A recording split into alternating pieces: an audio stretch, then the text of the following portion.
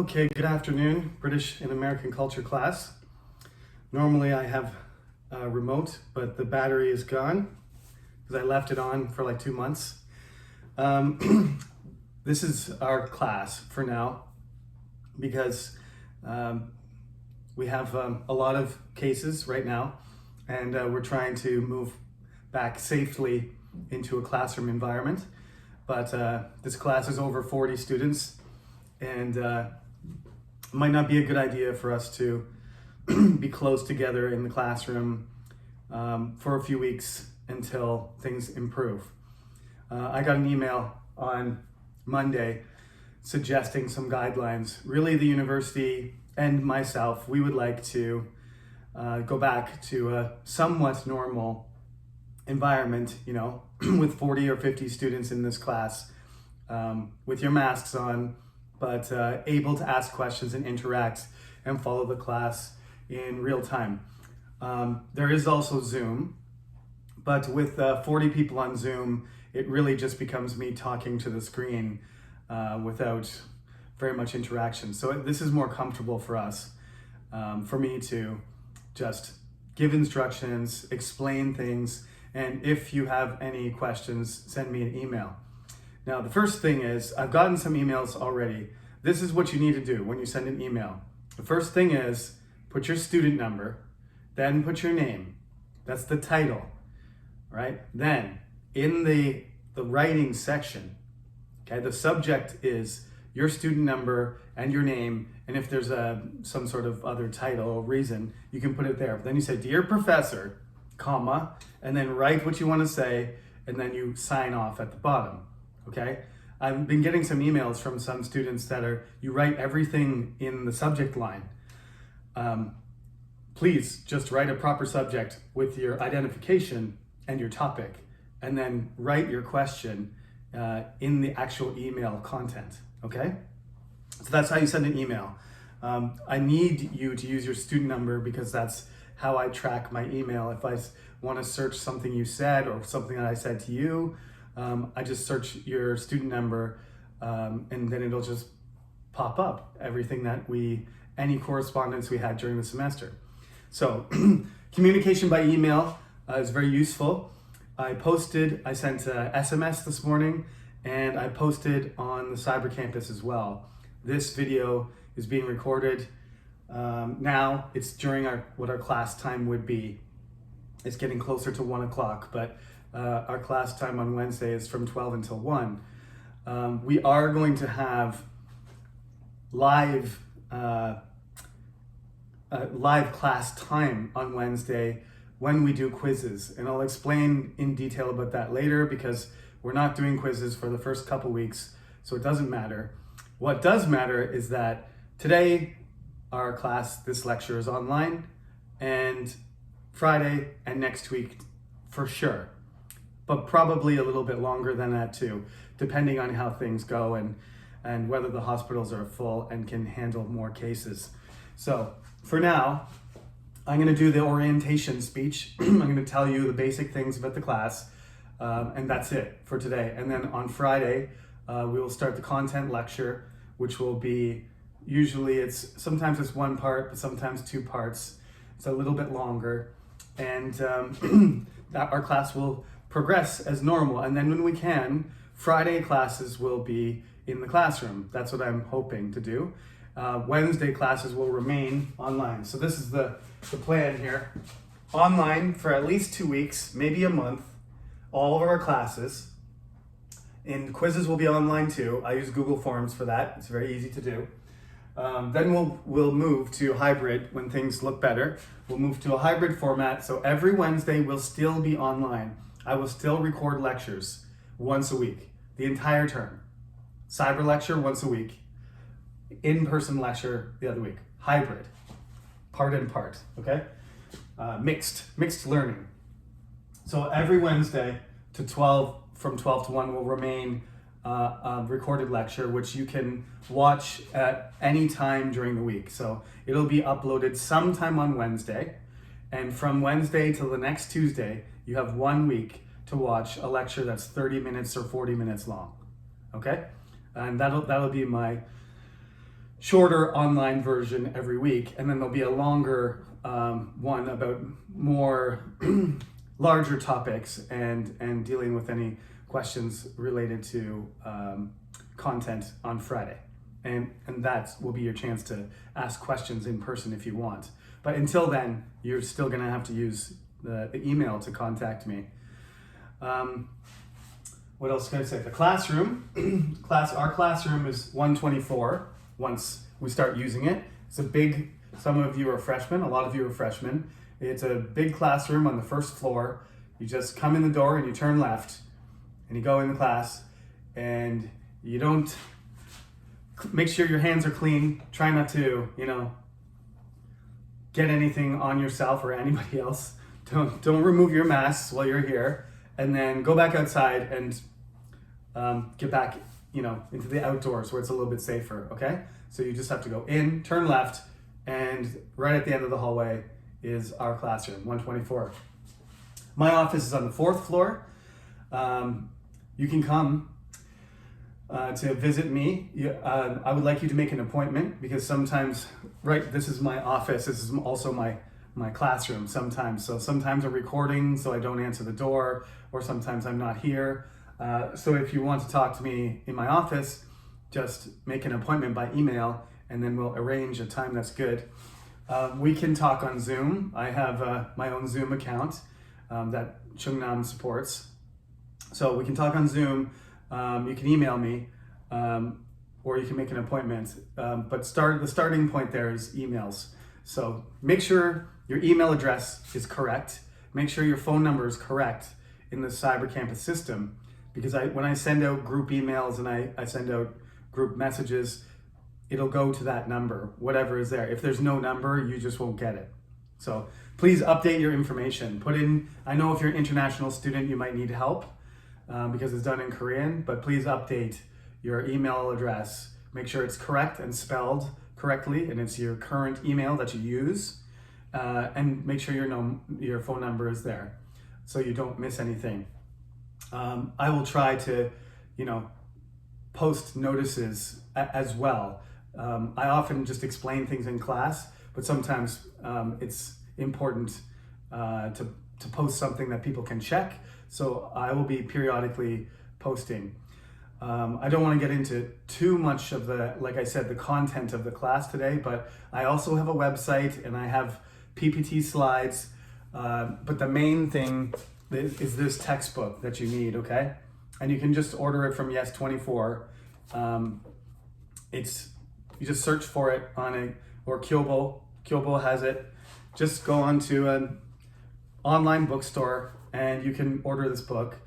Be careful though. I wrote 3 editions of this. Not the white and blue one, not the blue one, the red one. It's got a red cover. It's like Chunwon more expensive, but that's because it's quite a bit bigger.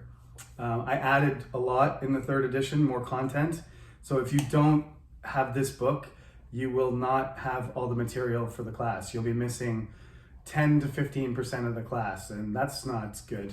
This is the main source of information for the class. It's what I say and what's in the textbook. Other things, there will be videos, there will be websites. I have my own website. I will reference things and give you supplementary materials, but for the purposes of exams and tests, it's things that I say in class. My lecture, you need to take good lecture notes, and you need to read this book, and you should get a good grade. That's my advice. Like most classes, but what I mean is I'm not going to surprise you by, asking you something unexpected. It's got to be in the textbook, or it has to be in the lecture, or it should not be on any quizzes or tests, okay? So let's keep going. Here's my office number, 436. Email address, sullivanhbs@gmail.com if you want to send me an email to ask me anything. Rule of thumb, a general rule, is to send an email at least 24 hours ahead. I had several people email me at like 3 o'clock in the morning, this morning, asking if there was class today. That's a little bit late to be asking to your professor to respond to if it's late at night. You should send your email 24 hours ahead. So if you want to know something about Friday, you got to send it Wednesday night, not Thursday. I'm pretty good though. I'm pretty fast. I use all my email is connected to my phone, but you shouldn't expect a quick response. If I'm busy doing something, I don't get to your email, I don't see it, then you need to allow more time. So one day is good enough. But if you ask a question and you don't get a response for 2 or 3 or 4 days, something's wrong there. Maybe you put in my email address wrong, or it didn't send, or there was some other problem. I looked at it, I forgot, or I didn't see it. Then you can ask again, Professor, I sent you an email 3 or 4 days ago. Can you let me know? Give me an answer. Can you respond? And then I will. But you gotta at least give me a day or two, okay? Now, the class is called British and American Culture. So we divide it, basically, I divide it. British culture is older, and it's the roots of American culture. A large part of American culture is rooted in British culture. So we're going back to the beginning of the name of Britain, where did Britain come from, like where these people come from that called themselves British, and then eventually created this country called America, the United States of America, which branched off from the British and made this American cultural thing. So we'll start like right back at the beginning, but we'll very quickly in the first few weeks go from ancient Britain and pre-Roman Britain, and as quickly as possible get up to the English state and how it developed and started to make partnerships with Scotland and Ireland in various ways, and how it started to expand as an imperial project. And at that point, when the British imperial project is starting to gather steam, that's when American independence happens, and they go in different directions. There's lots of things that they have in common, and there's a lot of differences between them. Just because your ancestors lived somewhere and had lots of linguistic and cultural connections doesn't mean that your culture is defined by that culture hundreds of years later. But there is this thing called the special relationship, which is the United Kingdom and the United States. And I am from Canada, so Canada was part of the British Empire, just like the United States, and we became a separate country through a different process. But I'll only talk about Canada in relation to British culture, not because this is not a Canadian culture class. Someday, hopefully, I'll get to teach a Canadian culture class, but not yet. It hasn't happened yet. So we'll just there's so many things, like when you ask the question, what is an American, or define an American, or what is a British person, or who are the British? It's a very, very difficult question. It takes more than just one book to understand that. So sometimes I have to pick and choose what I'm going to talk about, and every semester is a little bit different, and it also depends on you, the students. If you're interested in something that I think, and you ask a good question, and I haven't explained it, but some students are curious about it. Sometimes it's a religious thing, sometimes it's an economic thing, sometimes it's about a festival. Some students have been to the United Kingdom, so they want to know, like, what's the story about this, or why is it like this?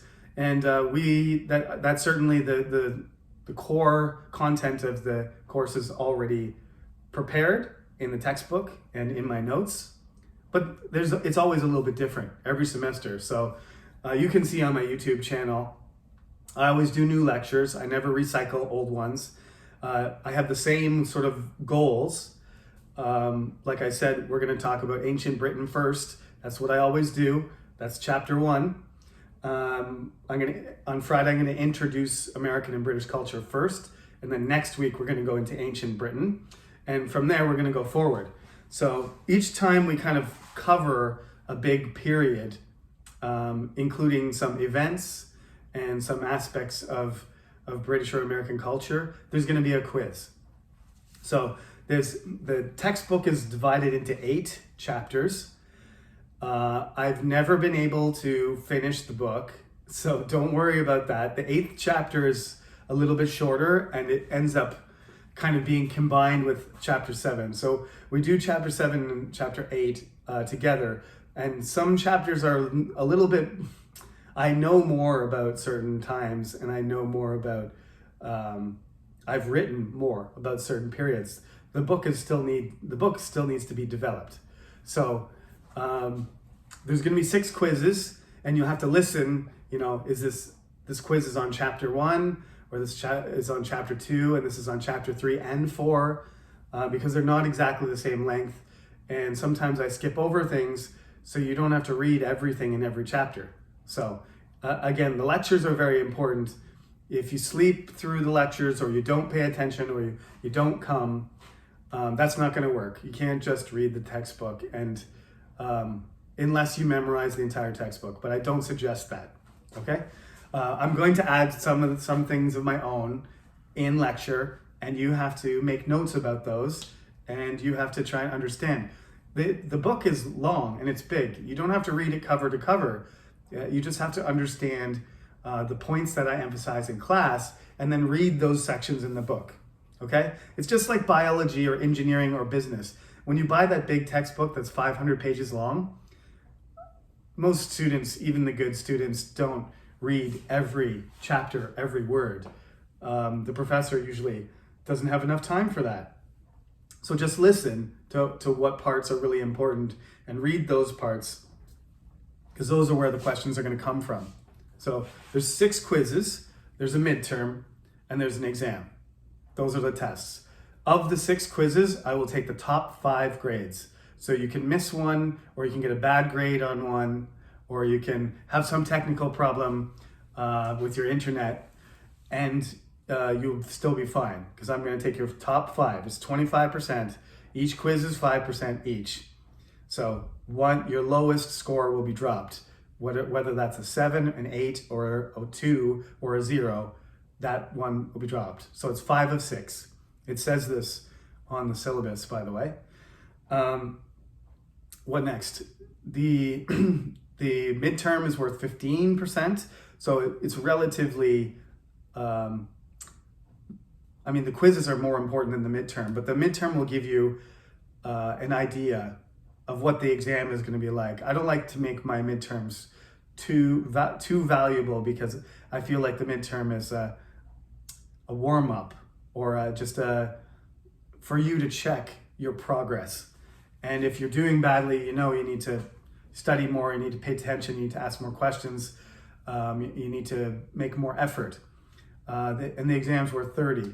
So those tests and quizzes are worth a lot, and the only other things you need to do is that sometimes I ask you to do a little bit of homework informally, just to learn about something on your own, which is mostly just reading the textbook. So that I'm not going to include that in evaluation, but we're going to do one assignment for British culture and one assignment for American culture, and that's how the class is evaluated. 10% each, one on British, one on American culture. The topics will be given later. The most important thing, I say this at the beginning of especially when we're online, do not copy other people. Do not write the same answers as your classmates. Do not copy things from websites. It's very, very obvious that you do that. Often these days, I ask a question and people write assignments, and then they have this huge answer that's 5 pages long, and it's not even about the right thing. Like, it doesn't even matter if that's your work. If you copy somebody else's work from the internet, from Wikipedia, and you just copy it over, or the Encyclopedia Britannica, or a British website, and it's just a historical, account or a definition or encyclopedic information. That's not what the assignment is. Usually I'm asking you to analyze something and I want your opinion. I don't want Wikipedia's information. I would like to know what you think. So if you do that, that is called cheating. That is plagiarism. You're copying somebody else. You're copying a website. You're copying a book. You're not doing your own work. The official policy in Seongnam is there's a no tolerance policy. So if you get caught cheating, you get a 0. My personal policy is if you get caught cheating and it's serious, then you fail the class, right? If you're doing something really bad, like obviously looking at somebody's exam paper in the exam, you can end up being punished for your entire semester. So I know you want good grades, and I know it takes a lot of time to read English. It's not your first language, but this class is good for you. It is a little bit hard, but not all good things are easy. And my personal opinion is the background you get from this class, it's intimately related. If you're an English major, this taps into every other class you do. If you do British novels or American novels, or you do modern poetry, or you do romance poetry, they're all related to this. The people that you study are immersed in this culture. They were born in the period of the 16th century and the Elizabethan era. When you come across Shakespeare or Bronte, I'm not going to teach about those books and those people because there's classes for those. But if you have the background and you know what the 19th century was like, and you get introduced to Queen Victoria and the ideas that are related to these cultures, of course it'll be easier for you to do well in those other literature courses. If you're an international student, well, I'm an international professor and I'm an international student too. I'm doing my PhD, and it's important for us to have this background for all subjects. If you're doing anything, if you're a business, if you're in Asian business or you're in German literature or anything, all of these things are interconnected. Culture is everything. History is the study of everything that's happened. So there'll be lots of information you can use. There'll be lots of background and connections with things. I'm not going to teach finance and business and economic theory. You have classes for that too. But we are going to talk about bubbles, and we're going to talk about the financial revolution, and we're going to talk about why the British state developed a parliament, because kings and queens constantly had money problems, and the British effort to globalize trade and create a market that revolved around free trade. All of these things are really important to know, and they'll be useful for your other majors and other subjects too. So I'm looking forward to talking about them. And like I said, that's why we need questions from different. There's always different students from different countries with different majors in this class. Please ask me questions. I want to be interesting. I want this class to be relevant. So your participation is necessary. Even though we're doing it online, I like to get emails that are questions. Those are interesting and they help me plan my lecture. So communicate. Communication is important. I talked about the evaluation, just the most important thing. I'm willing to help you. If you're having problems with an assignment or your quizzes are not very good, score, we can talk about it and see what we can do to fix that. Don't get lazy, or don't be tempted to do anything, make an error that would really cost you your grade and be unfair to other students. That's another thing. It's unfair to yourself and it's unfair to other students too. So please just do your best effort, and if you have trouble, that's when you need to contact me, and let's see if we can figure out some way to make it better for you in this class, okay? So that's it.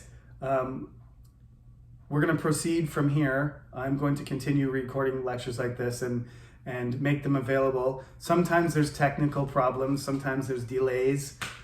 Try to be patient about that. But if you have a concern about something you don't understand, again, you need to communicate with me, because sometimes I don't know. Sometimes I don't know there's something not working with the website, or you can't access the video. Sometimes it's not your fault. Sometimes it's my fault. So, but anyway, be patient in general. And I look forward to teaching this class, and I look forward to seeing you every Friday on the first floor in room 124 in the Inmunde Hakyo. Okay, so thank you for joining the class. That's my introduction, and I'll see you again on Friday virtually. Have a good day.